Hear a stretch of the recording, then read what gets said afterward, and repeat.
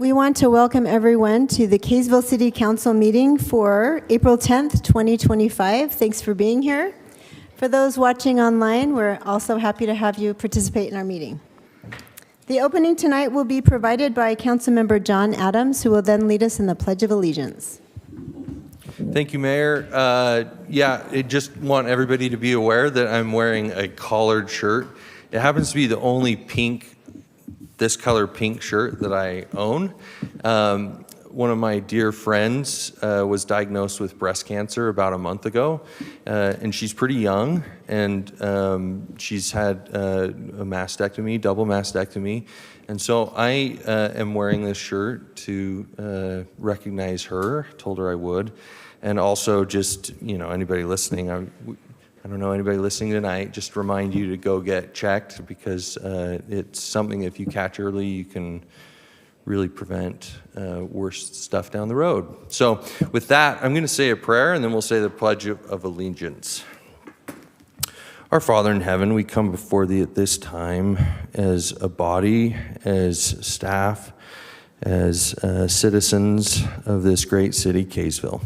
We acknowledge the many blessings that thou hast provided us, not only as a city, but as a state and a country, the things that we are entitled to, the freedoms that we enjoy. And we're so thankful for these things, and thank thee for all that thou hast blessed us with. We're mindful of those in our city who are struggling, and ask thee to please bless them, and bless this great city, bless all those who work here, that they can be safe, they can be watched over, they can feel love and protection, and that we as city leaders, servants, can do right by them and do right by the citizens of Kaysville. We pray for those things and continued blessing upon this great nation. Do so in the name of Jesus Christ. Amen. I pledge allegiance to the flag of the United States of America and to the republic for which it stands, one nation, under God, indivisible, with liberty and justice for all. Thank you, Councilmember Adams. We don't have anyone signed up this evening for a call to the public, so we'll move to presentation and awards. The first presentation is the Employee of the Quarter, which will be presented to Jordan Hansen.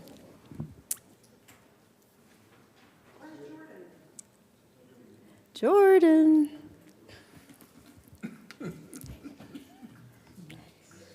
I voted for Jordan.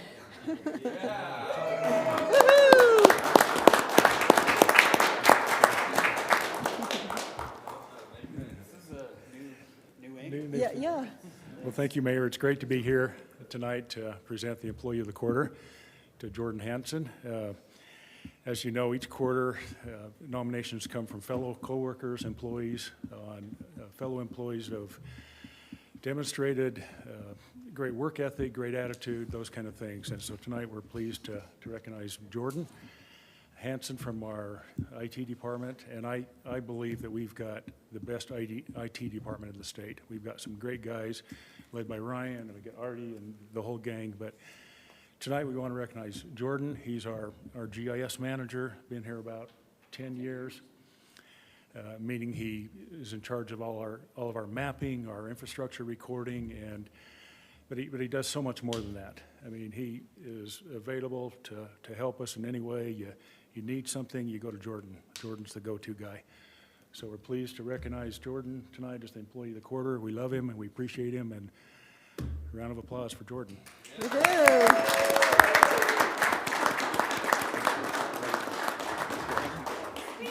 Thank you, Jordan. And a speech? Oh, we would love a speech. I will say one thing. There you go. Good speech. Just the best. Getting an award like this, at least to me, it's not something you're kind of looking for or anything. But the best part of this thing is getting to hear from my leaders, these guys that I get to work around so much. It just kind of opened a door this last week for them to stop by and tell me, and I can't express what it means to me to You know, the world is hard these days, and you get a little down. And so to feel that pick me up from people that I truly have worked with for 10 years and trust, and to hear that praise come back from them is something that I can't put into words very well. It's very special to me, and to be recognized here. It's a great city to Well, work thank for. you. and It's the best. Yeah. Thank you guys. Everyone. Thank you, Jordan. Yeah. Let's do a picture, guys.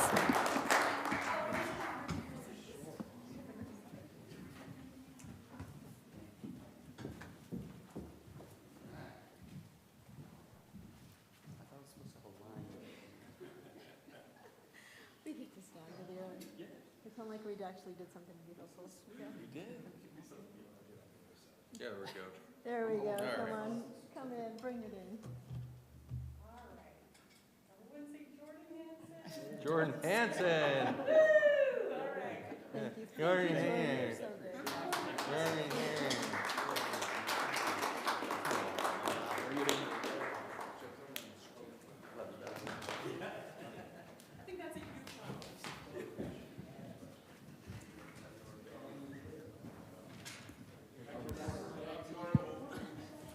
For anyone out there watching or curious about what Jordan does, I just want to mention that on the city website, there's a section that you can type in the search bar projects, and you can find out what's happening around Kaysville.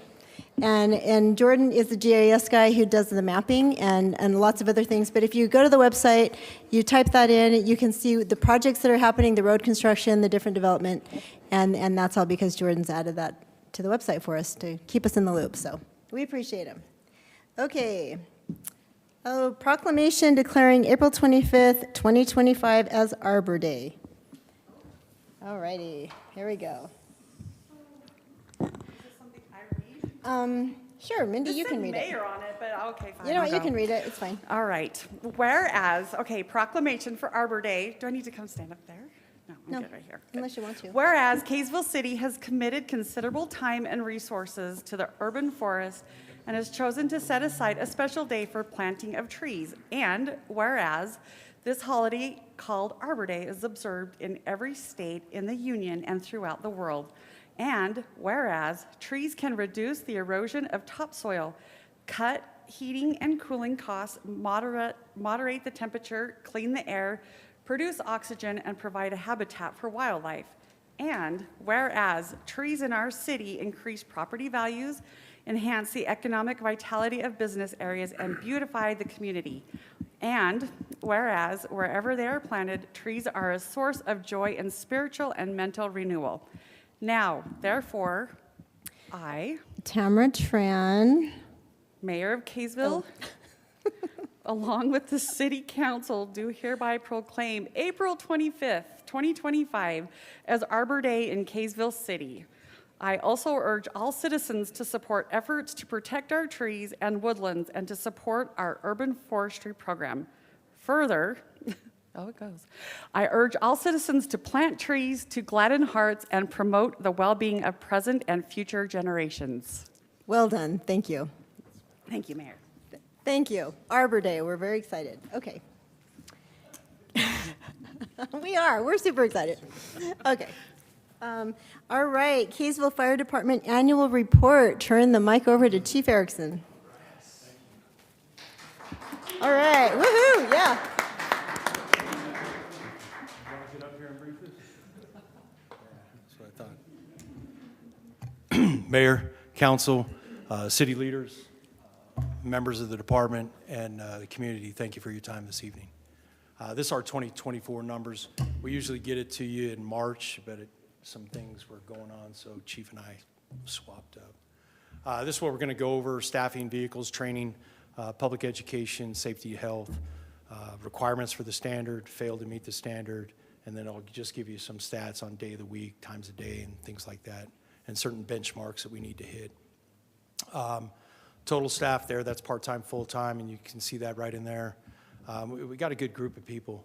What's really helping out is we got some permanent part-time spots. They're full-time at other departments, but they fill in that void quite a bit. So, and it's good. We got a mix of some captains, some engineers from other departments. So it is, besides our own folks. On that note, we had captain's testing today. Went really well.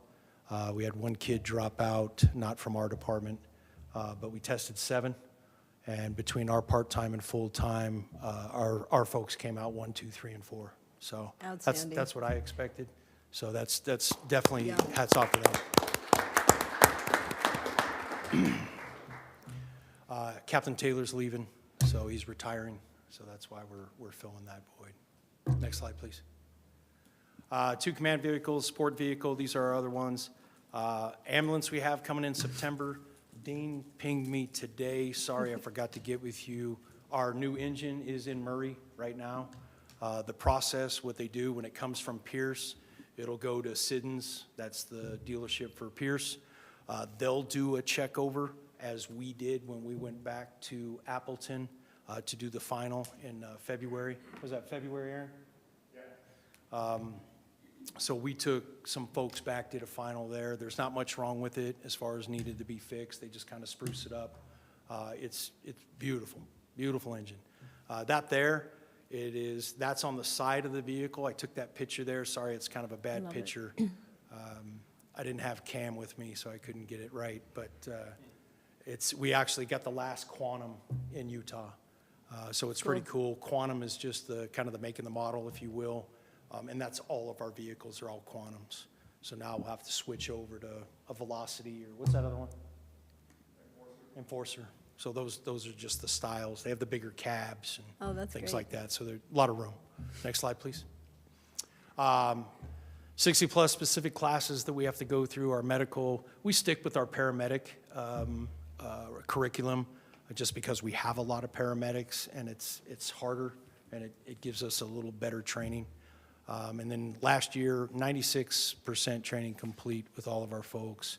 And all I do with that is I track it every month and then just calculate that up, divide it by 12, and see what our average was. So they do pretty well. Next slide, please.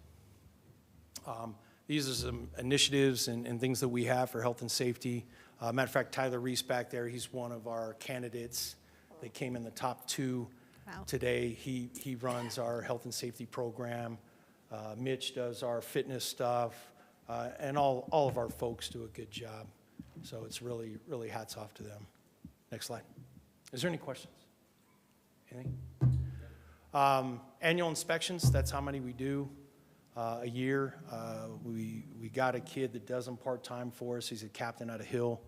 Sean does a great job. I think he's failed everybody in the city so far, so that's good. He's doing his job. He is. good. He's really doing a good job. Community outreach. There's some things that we've done in '24. We're actually enhancing that. We got a nice smokehouse that we bought last year that we're going to put on display a lot in the summer. Kelton Vine, one of our firefighter paramedics, is going to take on this program. We're going to start. I don't know how it came about, but after a couple incidents we have, apparently we teach CPR for free, so we got to do something about that. But we're going to help out the community. We think it's the right thing to do to teach a couple classes. There's a lot of need out there. We really, and my fault, obviously, I'm the chief. I used COVID as an excuse, and we just shut down a lot of things. And it's time to get back to the community and do what we do, because it's the right thing to do, and they appreciate it as well. So we started engaging a lot more last year, and we're going to do even more this year. Next slide, please. Yeah, you're right. Thanks for critiquing that. I know it is. And it is. You're right. These are our responses. You can see a little bit of the spike there in 22. What was it? 22 is when we do not go to Fruit Heights anymore. Wasn't it 22? Something like that? Mm-hmm. 22. So that really took about 214, 213-ish calls. Actually, Farmington went into Fruit Heights 212 times last year. So they're still about the same pace. 1961 was our numbers from last year, and it's broken down by EMS and fire responses. That's about 5.2 responses a day. A couple months ago, we were up to 7 point something a day, so we were really going a lot more. Why? I don't really know. Seems like a lot more falls. We're going to a lot more medicals at Mutton Hollow than the false alarm stuff. So things are changing and picking up a little bit. Next slide, please. There's our responses by breaking down, excuse me. Gives a little bit on fires that we've had. And those fires, it's probably a little misleading. That's anything from a small grass fire, dumpster fire, to a house fire. We normally get pretty good house fires, about 3 a year. That's just in our city. And then, of course, Layton and Farmington to go to as well. 177, we haven't hit into Syracuse yet, but if we get something big, it may come to that, or Syracuse coming to us. They have sent a battalion chief on a couple of our fires just because they can hit 177 and get to our west end pretty fast.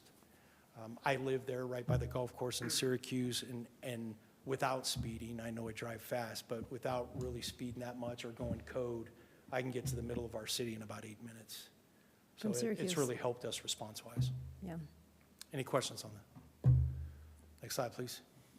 Those are just our fire demand zones cut up into our certain areas with, we have 15 districts is what our city is cut up into. Next slide, kind of an art chart. There's mutual aid. You can see what was given. We gave 29 to Fruit Heights, 197 to Farmington, and 58 to Layton. Layton came into our place 79 times, and Farmington came into us 38 times.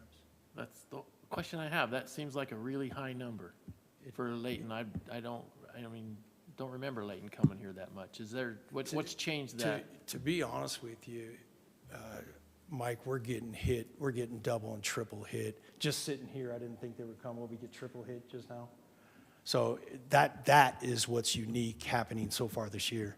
We are getting slaughtered. Is that number really high? It seems high to me. No, No? I think last year was 63-ish, if my memory serves me, something like that. So we generally ping back and forth that. But we also have some automatic aid areas where they're automatically coming as well. Working structural fire, they're automatically coming. Sure. So yeah, it's about right. I can get you the average though, because that's a good question. What does triple hit mean? Like back to back to back. Okay, Get that's what three I calls thought. right in a row. Okay, in our area. We normally can do okay handling 2, but the triples. Right, so kill then we us. call in Yeah. mutual aid, okay. Well, Chief? Oh, sorry, go ahead. it looks like you've got almost 300 overlap responses. Yeah, we have quite a few. Yeah. I mean, the number that's glaring, obviously, to me is the mutual aid given to Farmington is 197 versus received 38. How often do you think we're having to give aid to Farmington because they're helping Fruit Heights? To be honest with you, going in 212 times, I don't know. I mean, we can probably. Why figure is that out. number so staggeringly Different? skewed? Yeah. And you can be honest, nobody's really listening from Farmington, are they? I got You'd rather a send- kid that works full-time for Farmington sitting right back there, but Hey, but that's. Close your ears. what's going on at your department? Tell them to. Just like the same thing, we're getting triple and double tapped all the time, and then we also don't have as many staffing as we do here in Kaysville. They're short-staffed. Staffing. Okay. But we don't bill them for those. No, fire we never have. Interesting. It If would- you want me to do some crazy math, I already did it for you. Yeah. If you take the 212 calls that they went into Fruit Heights, and then you divide that into 300 grand they're getting paid, it's about $1,415 a response. You times that by that 29, and they probably owe us about 41 grand. But that's just some numbers. Yeah. Good numbers. Right. Hey, but all in all, to be honest with you, Tyson, tell the truth. How has our relationship been? Yeah, it's just we're on our 12th month of doing leadership training. Matter of fact, Captain Shoup is teaching an MCI leadership next week. So we send an instructor to them at their place, and then we host the following month. They send an instructor to us. Crews come up. So yeah, our relationship has never been better. I think Chief Love has made a big difference. Yeah, absolutely. Yeah.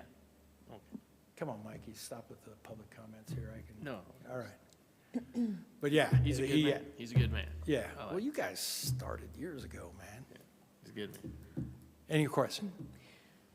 I have one question, just Yes, going ma'am. back to a couple of slides. 318 responses to West Kaysville, right? Yeah. Versus, I don't know how many to. 1961 and 2024 total responses. Yeah, so it's increased. Just wanted, Not right? really. We Not- still sit around that Is- 15, what is that percent on there? I don't Is recall it, it. it's still okay? Okay. Oh, goodbye. Give us an update. Thanks, guys. is it? Good luck. You can't tell us? No, Oh. no, it's seizure.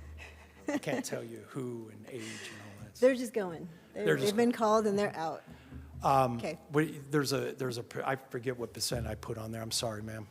It's probably, what, 15, 16% of our calls? Yeah, I was just are wondering that if, way. if it's, okay, if you felt good about that There's still number calls and it's Okay. delays, for sure. Yeah. With Well, our, if you think about it, one, you got half-acre lots, so Right. you got Fewer, less density. right. You also have a So younger population, yeah, that helps.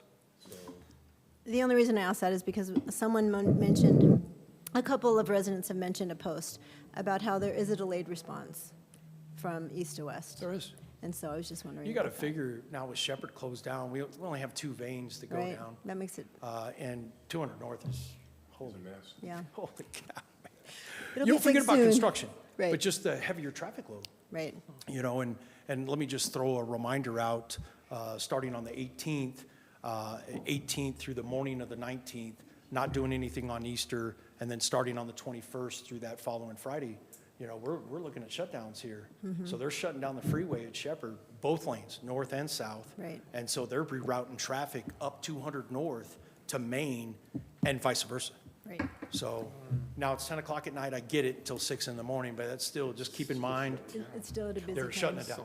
Right, And It's going to be a mess. but that company is reaching out, so they're reaching out to the halls over at the theater and said, hey, your people on an 8:45 show, they're going to get home like way late. So they're reaching out to the business here, but we have a certain responsibility as well. Right. We need to talk to our citizens for sure. I still feel like I need to make a comment about what I think is probably irresponsible of Farmington to take on the services of Fruit Heights and receive that money when they can't take care of 197 calls of their own. And I don't know how that message gets sent to Farmington in a kind way, but it seems like they stole funds from us, and we're still doing the work. Anyway. Just to add, well, it was Fruit Heights that made the decision, though, so. Yeah, well, they made the decision, but also the onus can still fall on Farmington because they willingly took on the responsibility at the detriment of our people. And so, like, at what point in time do we have to send some type of a message as a council to Farmington and say, like, hey, you guys realize what happened here? Like, we're going to you 197 times. You're coming to us 38. Aren't we starting the annex Fruit Heights? No. Come on, let's not make jokes about this, because I really think it's a big, yeah, I think, we know the budget. I mean, that was painful to lose that $400,000 or $500,000. And it ticks me off to see that. Like, it really, really bothers me. I'd like to formulate a letter or something, or get in a room and just say, look at these numbers, you guys, that was irresponsible. I don't know, Mayor, you're gonna be probably better. well, we are still having conversations about future, In a lot of ways, Farmington should say, Decisions. I guess what I'm saying is Farmington should say to Fruit Heights, we can't cover you anymore, we can't cover ourselves, we can't cover you anymore. yes, I understand. I'll call him. Yeah. Can I just add that if that was a motion, I would second it like 500 times. Chief can tell you, I was texting him last night and I was like, oh my heck, these guys. So I feel that too. I And don't think you said heck. Chief. And yeah, I feel like it's irresponsible, especially since if you add 197 plus 29, the amount that we've done for Farmington and Fruit Heights, it is equal to the amount, or nearly equal to the amount that Farmington has done for Fruit Heights this year. Didn't you say Farmington's gone into Fruit Heights 212 times? 212. Yeah, so they're real close. And it's a I just- frustrating thing to see. You know, I wouldn't be right if I didn't say, it's not the fire department's fault. There's decisions above them. Right, So- 100%. Right, 100%. Yeah. I think Councilmember Hunt probably, if you're saying you would second, yeah, I mean, I don't know that I can make a motion during a report, but yeah, I would, if everybody be willing, I would hope that we could draft a letter or some type of a response to that with those numbers. And in all fairness, we have about 17, Aaron, you got the number? How many calls? About 17 that are automatic with the medics? Yeah, like a full arrest. And, you know, there's certain calls that are automatic with our medic trucks. Who's ever the closest unit, which we'll beat them in the Fruit Heights every day of the week. Yeah, that's just, you know, where we are. So, but that's not very many, Right. to be honest with you. That's just serving the best for your community. You get a full arrest and it's right down the street because it's on Nichols. Right. We're not gonna just sit here. Well, you see in the numbers between us and Layton, if you actually took the received and given, there's a very little margin in between there. But when you see received and given in the other aspect of it, there's a huge margin. Yes. I look at these numbers every day, Mike. Wow, you're our numbers guy. I am. Great points, They tell a though. story, Council members, thank you. Yeah. Okay. Can I just add too? I like the thought of like tackling this and potentially doing a letter, but it would also be nice to kind of know with the mayors and the chiefs and to kind of have a constructive conversation about it. Right. And kind of know where everyone's head at and then kind of determine next steps. But it is alarming to me as well, so. That's why I put it there. Next slide, please. This is our standard, NFPA 1710, basically our response standard. Just gives you where we get our times from. They're almost duplicated there. So you got 604 and the other one 624 on special ops. And 90% of the time is a goal. So for every 10 calls, 9 of them, you need to meet that standard. Next slide, please. And there's ours. We meet the standard 60% of the time. So out of every 10 calls, we'll be on time 6 of them. Next slide. Chief, can I ask you a question on that You slide bet. real quick? I mean, I think we have the best fire department around, and to see that we're only 60% compliant makes me wonder, does anyone pass this test, or? Sure they do. Or if we're at 60%, I mean, Yeah, why do you know, I can't give you other people's numbers because I don't know them, so that wouldn't be right. But why do you think Layton built 54 on the other side of 89? Why do you think 53 is moving over down by the hospital? That's why. It's all about location. And it doesn't matter that you get 1,500 calls over to the west. It's all about location. As long as your main roads and your veins are going to be there, your response time should be good. That's why doing the research and the data, even though maybe optics-wise it's not appealing to put it over off Burton by our substation there, but the numbers are telling us where it should go. We actually sit with better numbers there than we would across over at the HOA property that we inherited. So Chief, you bet. being a numbers guy, I'm sure you've run these numbers. If we had a station there, of those 1653 responses, how many do you believe then would be, what would your percent be on compliant? I'd probably say we'd be in the 80s. 80 something? Yeah, I'd probably say we'd be in the 80s. Because most of your West Kaysville, you make most of them, and, You bet.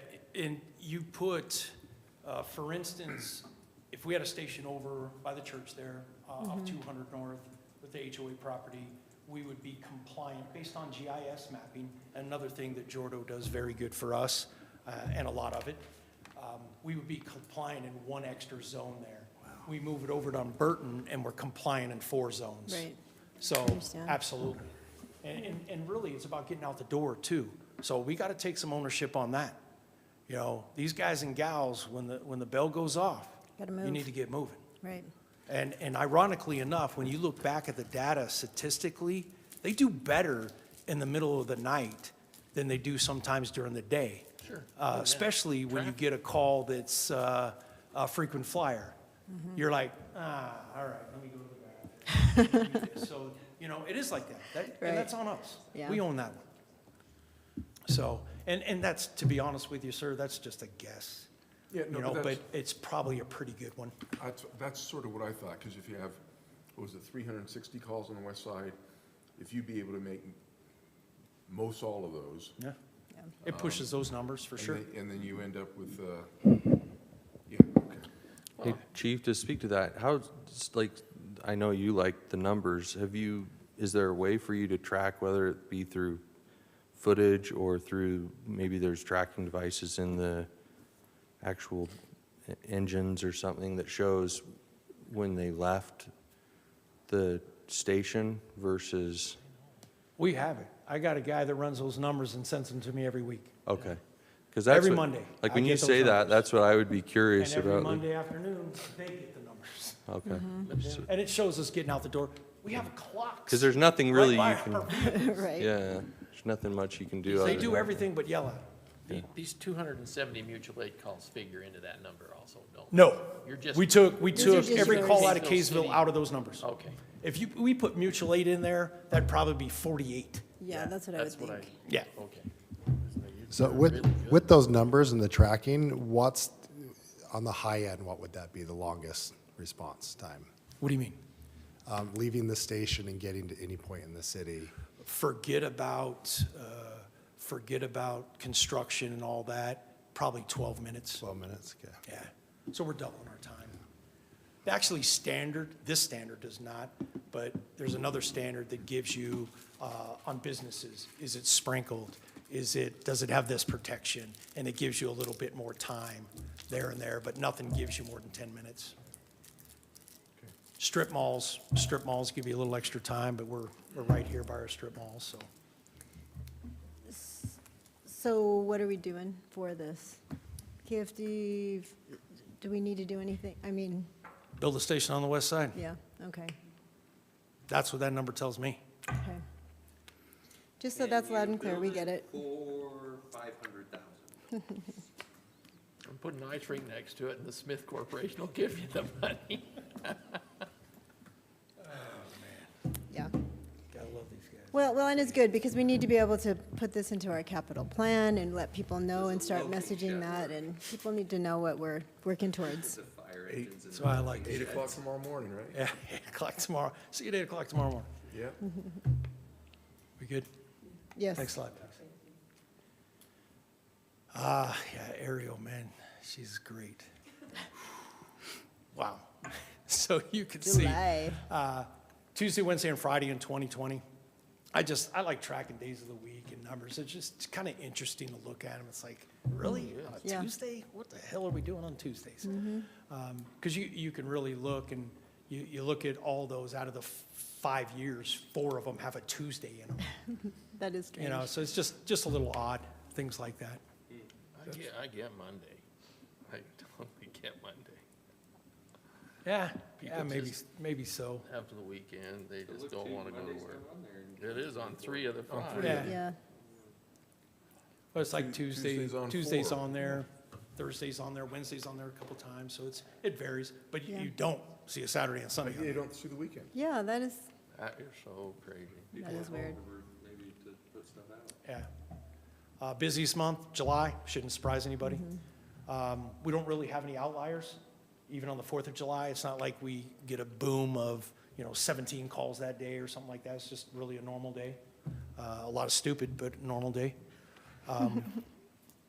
Tuesday and Fridays were the busiest days with the responses. Again, Tuesday.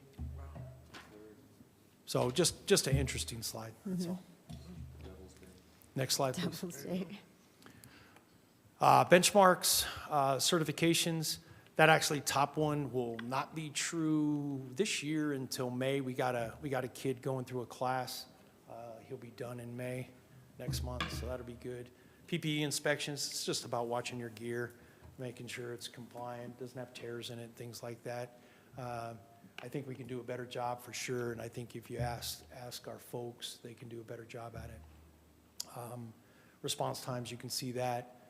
And training, we do a really good job training-wise. Yeah. We do. And our biggest problem is, and I preach, it's not done until the paperwork's done. And sometimes we fail on that paperwork every once in a while to get that training report in. Because unless it's on the training, our annual training plan, our ATP, they're like, we're just doing the training. Because these guys and gals don't stop at 4 o'clock. They don't. Right. You know? They just built, a couple of them, just built a nice field training officer packet.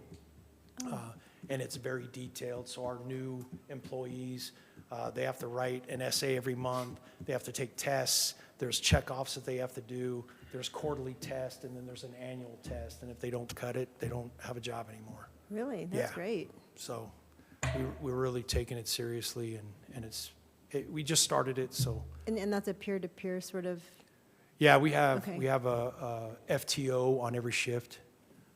They do. fantastic. They do a pretty good job. Field training officer. PD does the same thing. There's a little more, your guys is more extensive. Theirs is pretty extensive. That's great. Next slide, please. And that's it. All right. Any questions? I do appreciate your time. Thank you. No, thanks, Chief. We appreciate you. thank you. Fantastic. Thank you so much. So Chief, What do you guys think? my son-in-law tests for chief in a week and a half, so, up in Oregon, Really? so, Where? Salem, Very nice. Well, but, good luck to them. yeah. Yeah, it's the testing, it's different everywhere. We just did a lot of different stuff. Tyler, how'd you like the testing just for captain? Awesome. I really enjoyed Yeah, it. it was great.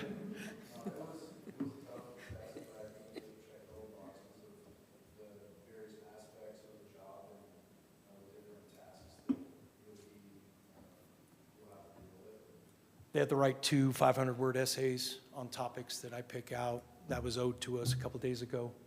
And then they come in and they have to do a presentation, and we have a rubric on a presentation, so it has a scoring sheet. Then they got asked 9 questions, interview questions. We had Benoit from the PD on our panel as well. That's great. And then as soon as they go from that, they go to a scenario. Power did a great job. We took our cemetery house. They took a wire, put a wire over like a down wire, which Tyler's the only one that caught the down wire, so we'll work on that. But they put a down wire. We had a car parked in the driveway, smoke coming out the back. We had kids' toys around, so they had a few benchmarks that they should have mentioned. That sounds great. Captain Shoup ran that scenario out there with 2 others. It went pretty well. And then they came to me I had 2 critical thinking exercises. One was a discipline one with 6 questions they had to answer, and then another one was a command and control one where they had 9 that they had to answer. And the second part to that was they only had 20 minutes to do it. Oh. And I did it on purpose. I put the discipline one, and Tyler, correct me if I'm wrong, I put the discipline one first, and they all bit on that one. They spent most of their time on that one, and then they had the rush on the other one. Got it. That's great. So I was hoping that one of them would grab the other one because it was worth more points, focus on the 9, but nah. Did you ask for the job? That's great. Did you ask for the job? Yeah. He's one of the 2. Awesome. Awesome. Very So it good. went well, so, but thank you. We just also appreciate the social media posts, the updates, the information. It's really neat to be able to see what you're doing. And I appreciate the fact that you're willing to share I what won't you're use doing. his last name, but everybody knows it's Yeah, Cam, but he right. does such a good job. It is. It's great. We'll get, Tell your story. God bless you. We'll get the stuff out on the closures too, Okay. on our page and get it all out there. Yeah. Well, thank you. So, thank you very much. I appreciate Thank you it. so much. Have a good evening. You too. Thanks, everyone, for being here. Thanks, guys. Council, do we have any conflicts of interest to declare? No? Okay, seeing none. Abby, Councilmember Hunt. Okay, so on the consent items, I just need to make a change to the minutes. I know, I should not read them in this detail, but whatever. You should, and it's fantastic that you do. Thank you. On the council work session on February 14th, I made a comment about work that we're doing in the King Clarion area for power. And the minutes say that we're burying the power lines, and I went and double checked, and it's not in the video. So we didn't talk about that, and it's definitely not happening. And I didn't want to get anyone's hopes up that we're going to have buried power lines in there. We're not, we're cleaning them up, and it's doing a lot of good, but they're not being buried. So I just needed to change that if we're going to do it. So I guess I'll make a motion that we approve all of the consent items with that change to item B. Okay, thank you very much for reading that and for clarifying. I'll second. Okay, we have a motion and a second. Councilmember Hunt. Aye. Aye. Aye. Okay, motion carries. Thank you. We'll give that direction to Anne Marie.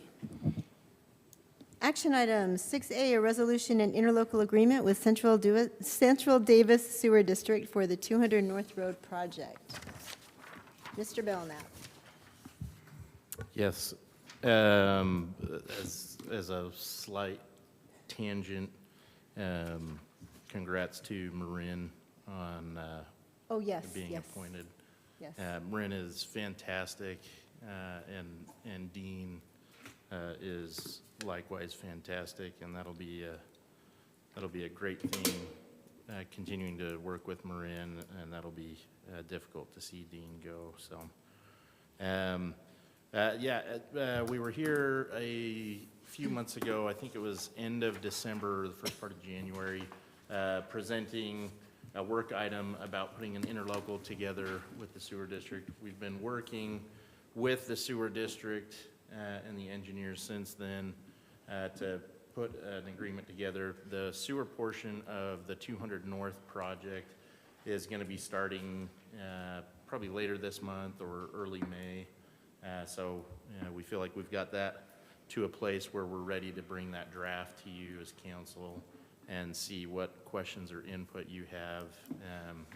Mike, Councilmember Blackham, shared one point of clarification just on the wording about Central Davis being a special improvement district. Special versus service. Right. Yeah, special service They're district, totally ruled by 17D of the Utah Code. They have rules, so. rather than a municipal entity. Rather So, than a sewer district. They're yeah, just actually a wanted to special see if there were any other Appreciate that, Mike. points of input indeed, or questions from council on that.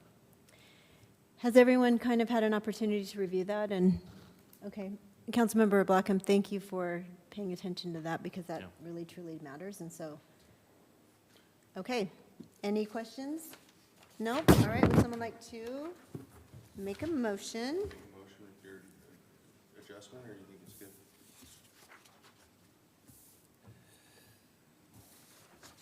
I'll make a motion that we approve action item A, resolution and interlocal agreement with Central Davis Sewer District for 200 North Road project with just changing, with adding the clarification that the Central Davis Sewer is a special service district. I'll second that. Okay, thank you. We have a motion and a second. Councilmember Jackson. Aye. Aye. Aye. Aye. Aye. Okay, motion carries. Thank you, Josh. Thank you. Work item, animal control, or animal kennel ordinance. Turn the mic over to Nick. Thank you, Mayor, members of the City Council. It's good to be with you tonight. It's fortuitous that Ms. Edstrom's here tonight because she and I have been working on this together. So what happened was a couple of weeks ago, Ms. Edstrom got a call asking if there was a person wanted to put a dog kennel, exploring the option of putting a dog kennel in the city. And we did some research, and what our code referenced was that they needed to get a permit from Davis County Animal Care, and they needed to get a permit from the Health Department. As you know, in the last several years, we've made some changes, the county's made some changes to the way that they operate animal care and control, and they've left a lot of that discretion, things that they had regulated and controlled from that area, controlled at the county level, they've given to cities. And so they actually don't have a kenneling permit anymore at the county level. And so this code addresses that, I guess, loophole that exists. And this is a code that we borrowed from several neighboring jurisdictions. We looked at Layton, and we looked at several other municipalities. And so we think this addresses the concerns that we have, sanitation, animal care, and noise and nuisance issues that might arise. We're happy to answer any questions if the council has them. I got some comments, Mayor. Sure. Absolutely, yes. So I am not in favor at all of a kennel inside of a general commercial, a central commercial, or any residential zone. Right now, we do currently allow kennels in A1 and A5 zones with a conditional use. They're in the agricultural zone for a reason, because they are a nuisance. And I know that it talks about having so many square foot per day. I think it says 300 square feet per person, a dog, or not person, per dog that you house, up to 2,500 square feet, which basically gets you 8.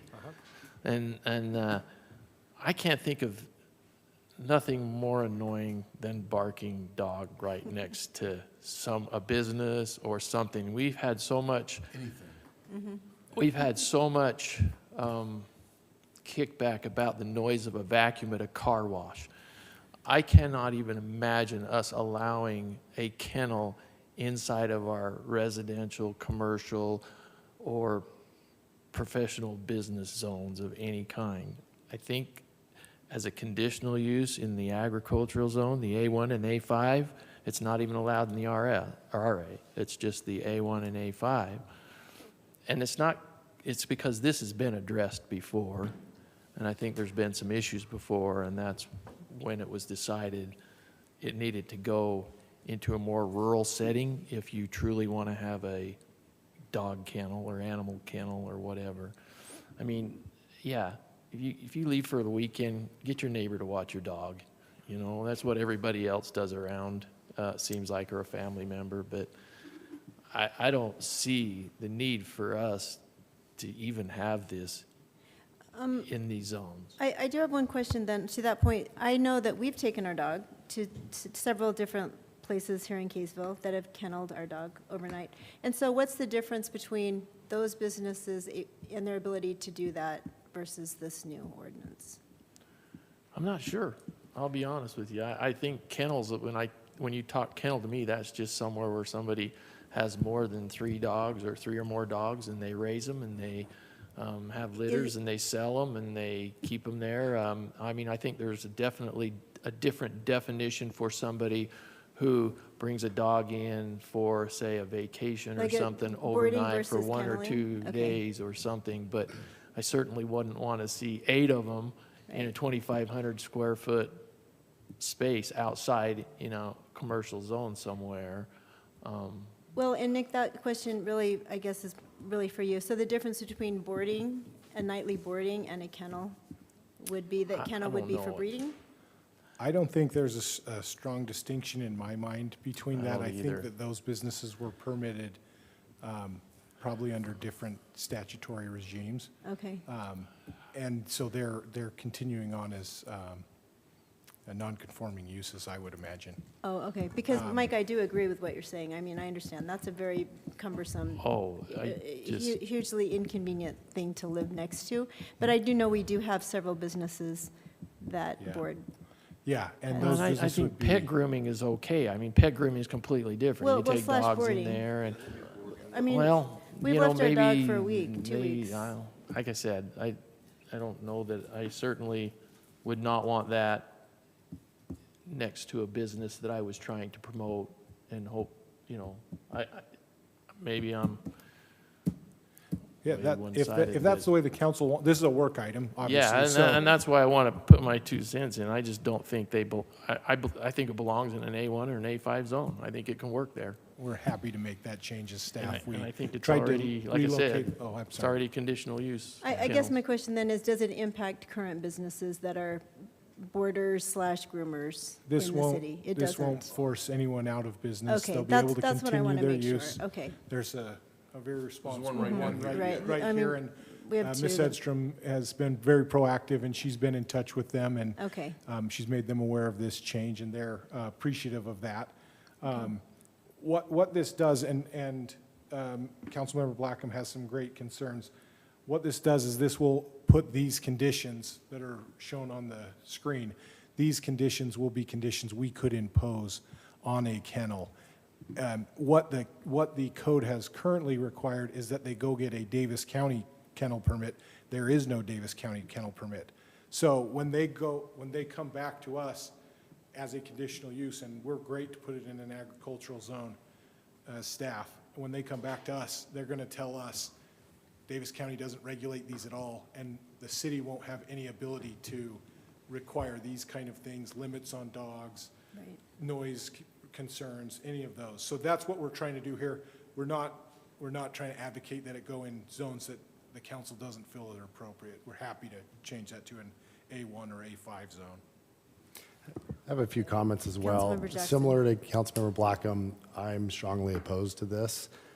Reading through it very carefully, I could not distinguish between boarding and a kennel of someone raising animals. And looking at the zones that this would be permitted in, general commercial, central commercial, light industrial, that would essentially allow for a kennel to be put in downtown here along Main Street, down going to I-15 on the other side around Barnes Park. I just don't feel comfortable with this. I would prefer to leave this as it is for agricultural zones, permitted use, but I just don't feel comfortable moving forward. And if we had someone reach out to us with a specific business, I would sure like to hear from them and hear what they have planned, but I just don't see a need to change this because of one phone call. Nick, I do remember us having a puppy mill sort of discussion. So tell us how this is different than what we've already done. So several years ago, at the request of an outside organization, we eliminated pet stores that raised puppies and then sold them. That is, give me 1 second, I can find that. That regulated the sale of dogs and Okay. cats. This regulates the boarding or the kenneling of them. Okay, okay. So, yeah, like raising and selling them is not permitted as a business? See, I would be okay with a pet store with a Yeah. couple dogs and cats. I wouldn't mind that like a Petco, but Okay, yeah, Other we than said no to that a couple years ago, but we could, I we wouldn't could always mind revisit that. overturning that. 'Cause I Okay. think that would be a great business. Okay. All right, so this Mayor? is a work item, yes, Oh, absolutely. can I ask a Councilmember Hunt, question yes. real quick? Sorry. So I like the discussion that's gone on. Is it possible at all to pull up a map just of where our light industrial is? Is that possible, Mindy? It's or- possible. Okay, okay.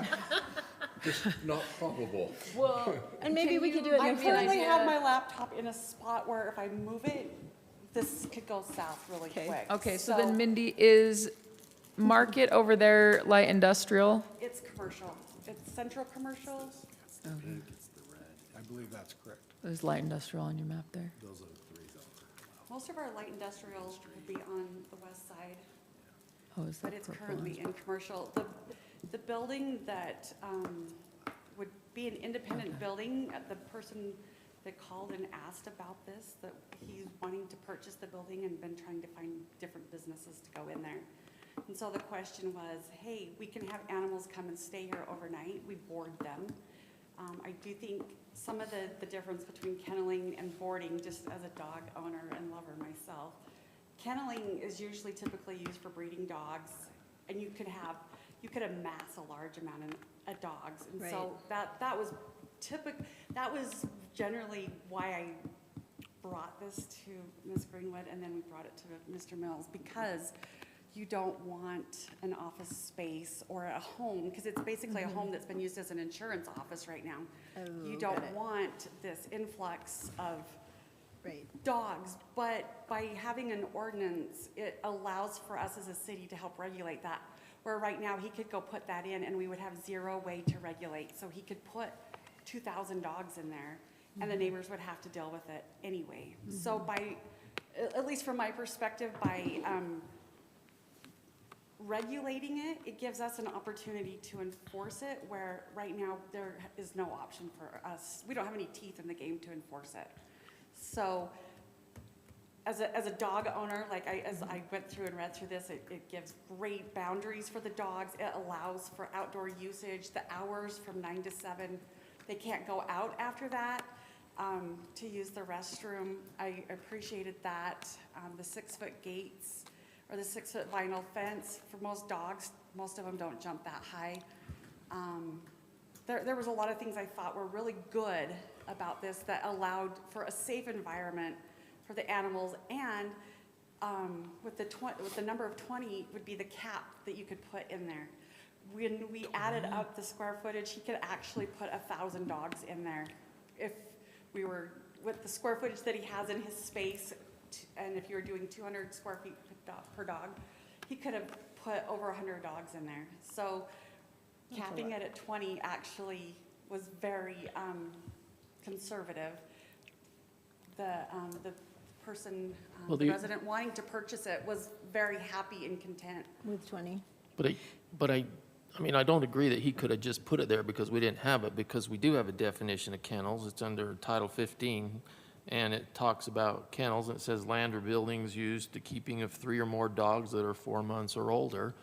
And then we have conditional use for kennels in the A1 and the A5 zone. But So, this would be in a, excuse me, A sir. different zone. It Yeah. would be in a commercial zone. is which where it this wouldn't be 20 allowed, period, right now. It's a Because retail sales and service, so it is allowed. Would it be appropriate to have some definitions guess added I'm to kennels versus confused. boarding, Nick? Because it sounds like they really are different things, and they're both used interchangeably in this ordinance. Yeah, I'm happy to take, that's one of the reasons it's here as a work Okay. item, obviously, is. Just for wondering, you would to it help Give us? us good input like you're giving us tonight, which we appreciate. We've tried to define that somewhat in sub B, if you go back one slide, which talks about dog care, grooming, and boarding. But we could certainly make that more explicit. Happy to do that. Okay. And it sounds like I'm hearing, at least tentatively, consensus that we don't want these in commercial zones. We want these Right. in agricultural 1 and agricultural 5 zones. Is that, Can I also add that I would want to talk to everyone about it, but I'm okay with light industrial based on the map and where it is. And then I have another question, if that's okay. of course? Does this kick off a TLUR or does it not, because it's not a land use thing? Because I'm wondering about like the immediacy of having to get this done before Yeah. this happens. So that's a great question. It's not a formal TLUR. That's a temporary land use restriction.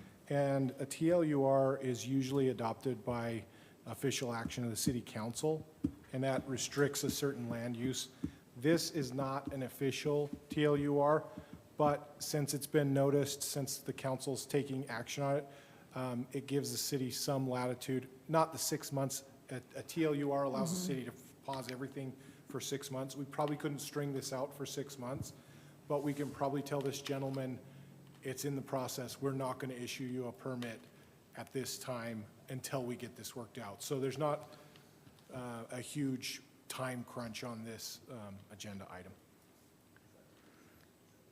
Okay, thank So you. you're saying you would allow it in the LI zone, you'd want it in the LI zones? I mean, I don't want it, but I would be more okay with I it. think Marketboro's LI, I think the business park is LI. Yeah, I mean, a lot of those spots are empty. I could see dogs going there and not being as much of a nuisance as in commercial, I guess.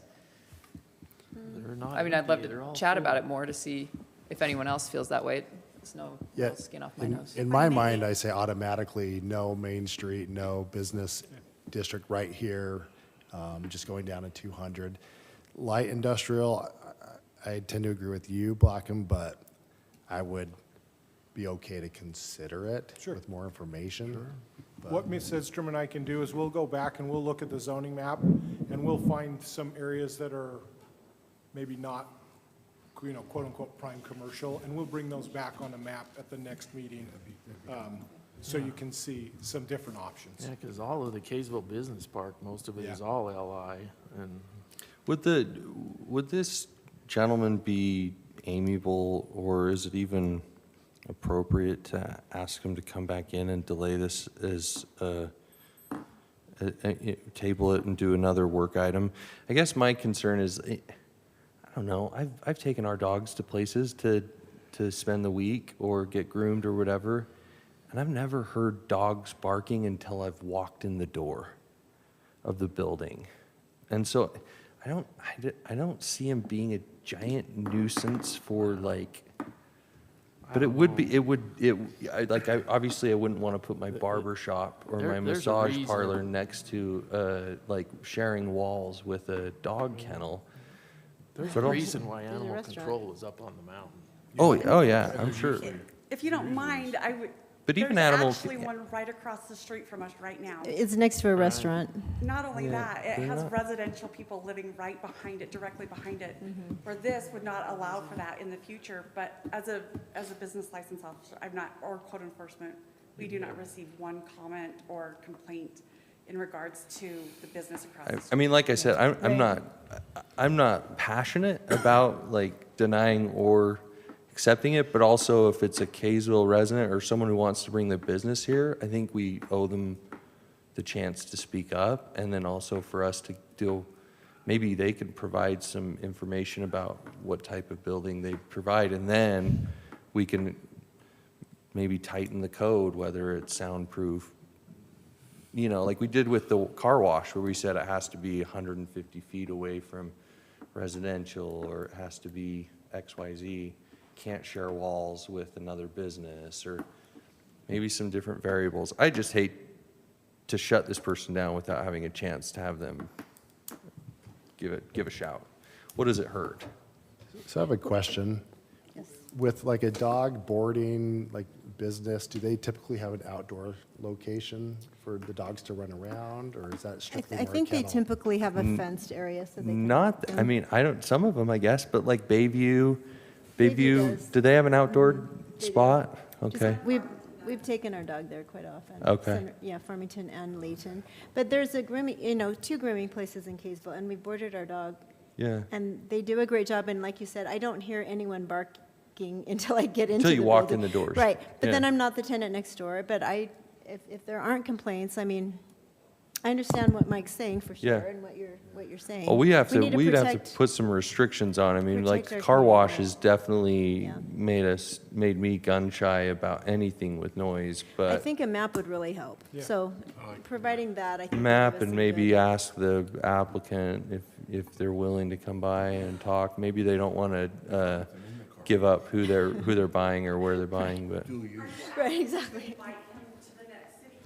I mean, shoot, I would love that. Yeah, I'd love to hear more about it. Have him reach out to you one-on-one, what would you prefer? I think council Council meeting, meeting would and be good. if everybody's amiable, I'd like to make a motion that we table this work item until the next city council meeting with the, giving the person the invitation and maybe, I don't know, just not shutting them down right away. I'll second. Okay, Councilmember Oaks. Thank you. Aye. Aye. Nay. Okay, motion carries. Thank you, Councilmember Jackson. All right, everyone, that will happen. We'll postpone this and have further discussion with the feedback that we've provided. That's correct. Okay. I'll come back with a definition of kennel and some maps, and we can, Ms. Edstrom and I will work on, I think there's some valid concerns about Main Street kennels would be problematic that we hadn't considered. Thank you. Okay, thank you. All right, councilmember reports. Sure. Councilmember Oaks. So I just want a shout out to Ms. Ekstrom on the small business monthly meetings that we have. And what, I have been now attending them for 3 years is, I'd say almost the camaraderie you see among the small businesses in the city. And every single time we get a couple new ones that come in and they'll brief and they're making connections with other business owners. And I think what has been provided to them, and also our partnership with the DTC and the use of their conference room up there, and the services that are provided by the state, very beneficial. The other item I have is last night We've been having ramp meetings for the last month and a half, but last night we sat as the committee, and they voted on what we will present, Cole will come and present to the council sometime in the next little bit, and very impressed with how Cole has run that and how the discussion has gone, and what I was not a real believer in ramp until I fully have seen it in use over the last few years, and what it provides for the city, what we've been able to do, and what we'll recommend for this year as well. So, hats off. Thank you. Councilmember Adams. Do you have anything? Yeah, you City Council, they're awesome. A couple things. I sent out an invite. I don't know if it worked, so I may need someone to do, because I don't know if I have authority to invite you guys to. But we've discussed having a youth City Council and City Council dinner on, I think it's May 15th. Did the invite go? Oh, I don't know, I was just, that's. Anyway, May 15th, around 5:15, just cater a dinner in here. At your house? Yeah, at my house. No, in here. Yeah, it'd be fun. We're trying to convince them to do a roast Yeah. of the To roast us. City Council, but most of them are chickening out. Are they? So, yeah, we'll have to see. Maybe we can roast each other, I think we do should. impressions. We should just roast you. That's fine. Okay. I'd love to see it, but just be prepared, tit for tat.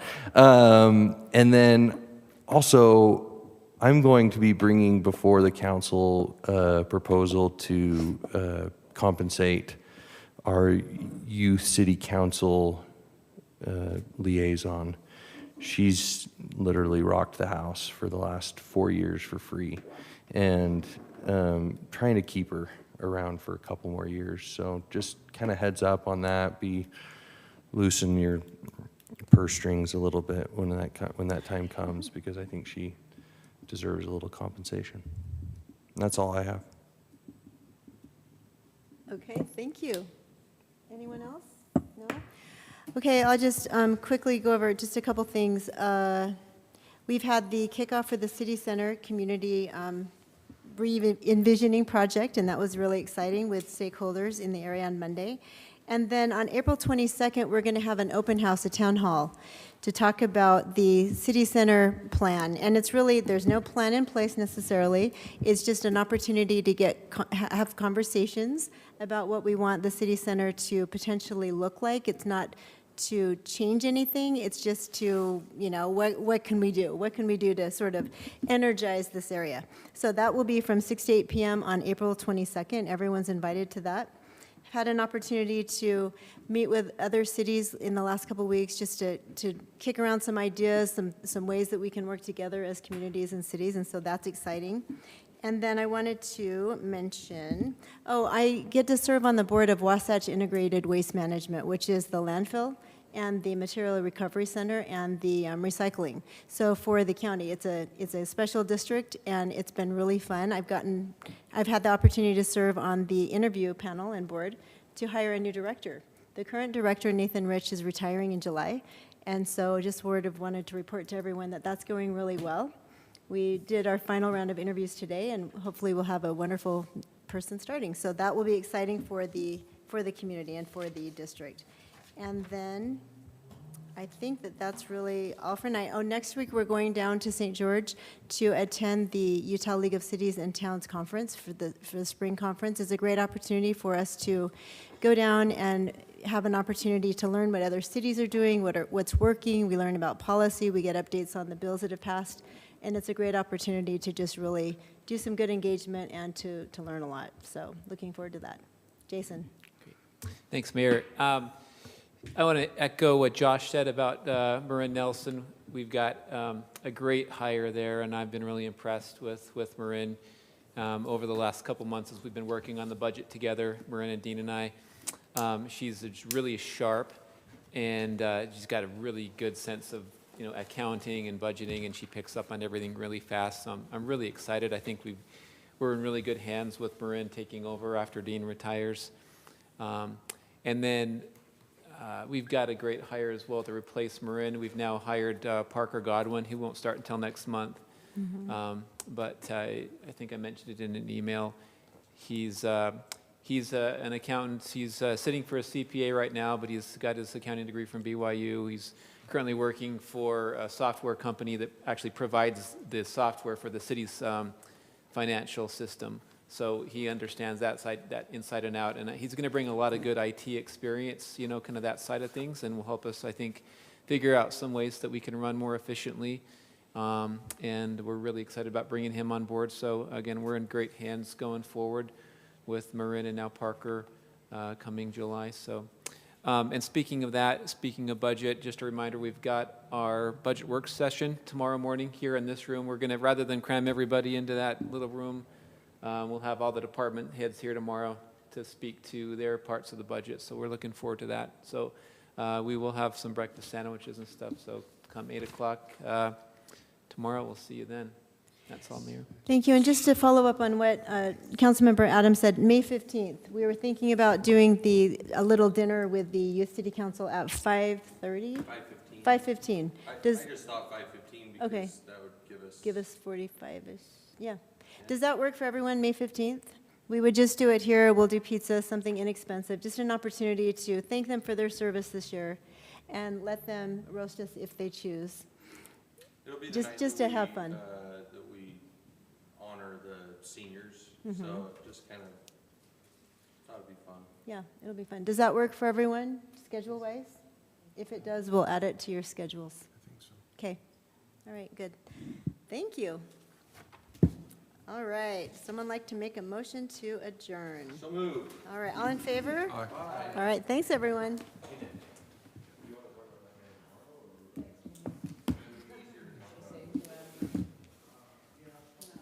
Thank you, Mindy.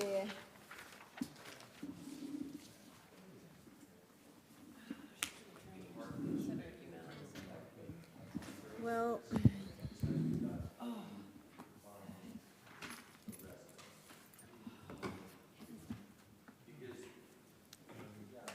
hey, tell me your name again.